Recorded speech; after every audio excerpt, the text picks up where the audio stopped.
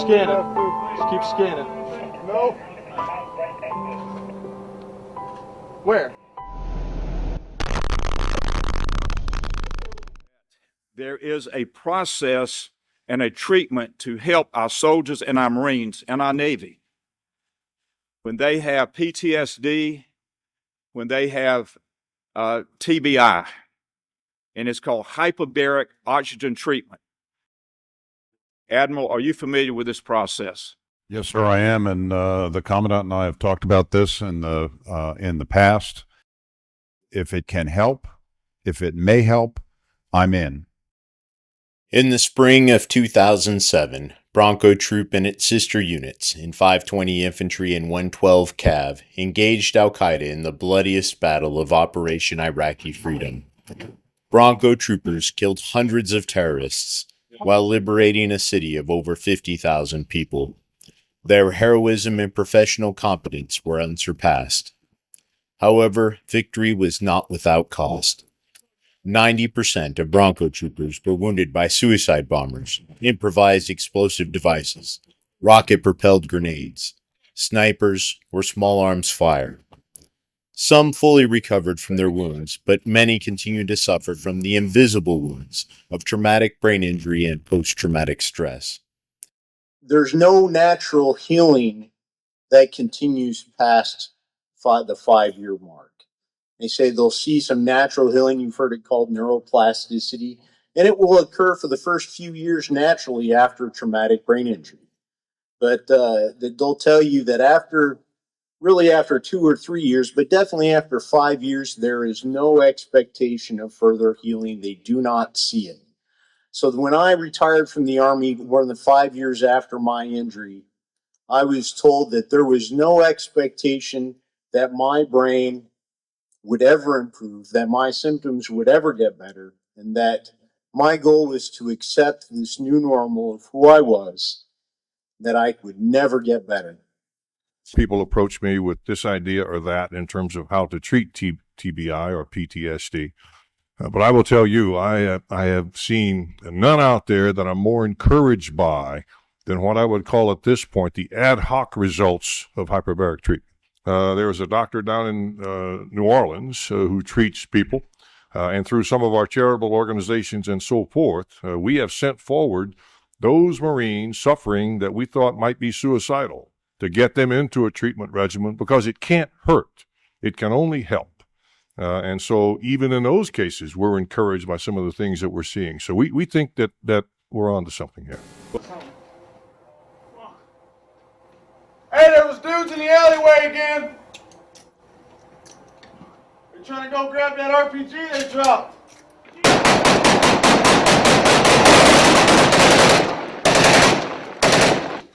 Dr. Harch, with so many veterans committing suicide and so many problems that we hear in the news, does the VA know about hyperbaric oxygen therapy? Oh, you bet they do. They well know about this. I've shown this to multiple VAs. We've met at least twice, me personally, but my team now, I believe 3-4 times, with the top VA researchers who are doing studies on traumatic brain injury. We have met with, and I have presented this data and science behind it to the New Orleans VA, Shreveport VA, Houston VA a couple of years ago, their entire brain injury and PTSD group of doctors and researchers, to combined grand rounds of the Tampa Bay and West Palm Beach VA a few years ago, and the entire lecture was videoed and disseminated by live feed to 13, I believe, other VAs around the country. VA is well aware of this, but we cannot understand why they won't at least try this when everybody is in agreement that it is safe, done on the protocol that I've developed in this lower pressure range, that there is increasing evidence of its effectiveness. And they have no other therapy. Their current therapy are these drugs that have been implicated in the increased suicide epidemic in veterans. We're not in understanding. It is. I mean, and you even satisfy the Hippocratic Oath. As I said before, it's all prescribed regimen while doing no harm. Most doctors will want to say always, first, do no harm. Okay, fine. First, we're not doing harm. And it might be effective when you have essentially no other effective therapy.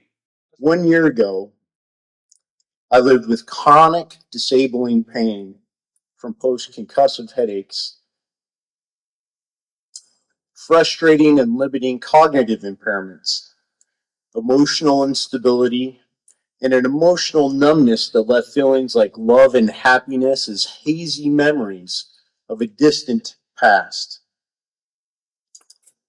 And after years of drugs, treatments, and therapies, I had no more hope. Today I have reason to hope and dream and to love again thanks to Dr. Paul Harch. You know, when the people closest to you start using words like miracle about the changes that they see about in you, that you're onto something.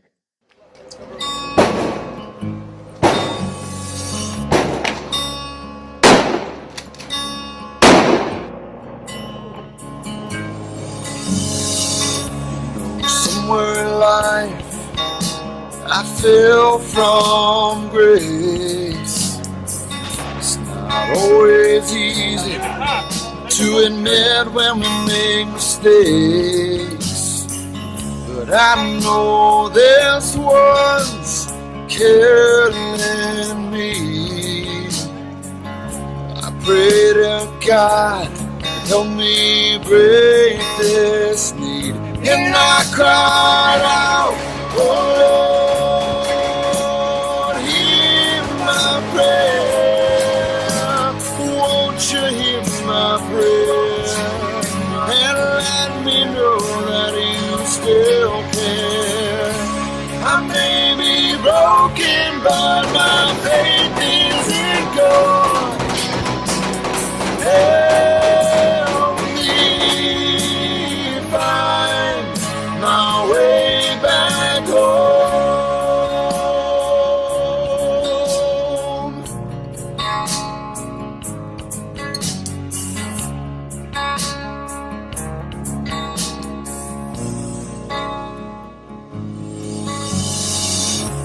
I stumbled my way across this little town to an empty church where I kneeled down.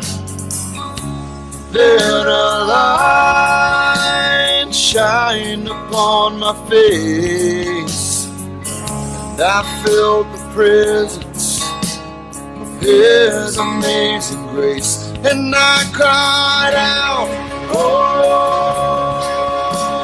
Lord, hear my prayer. Won't you hear my prayer? And let me know that you still care.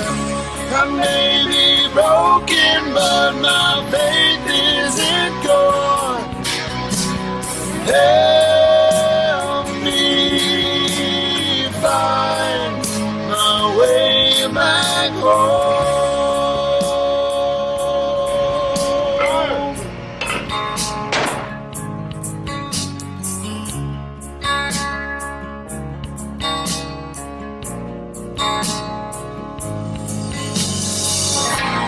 I hitched a ride out of the Frisco Bay, all the way to the end of my parents' driveway. My dad is working out in the yard. He dropped his shovel as I got out of the car, and I heard him say, oh Lord, you heard my prayer. Yes, you heard my prayer. It's nice to know that you still care. I may be broken, but my faith isn't gone. You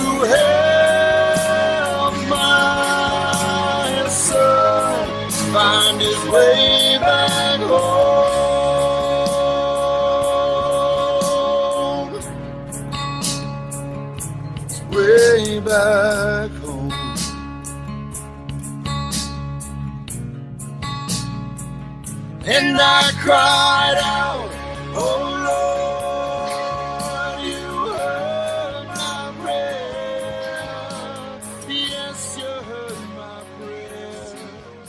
It's nice to know that you still care. Hurt. It can only help.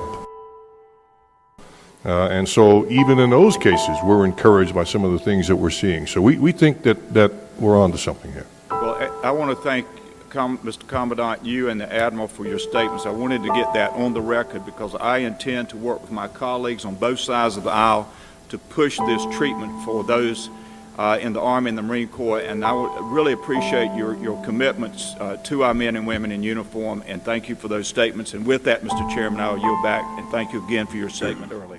Thank you.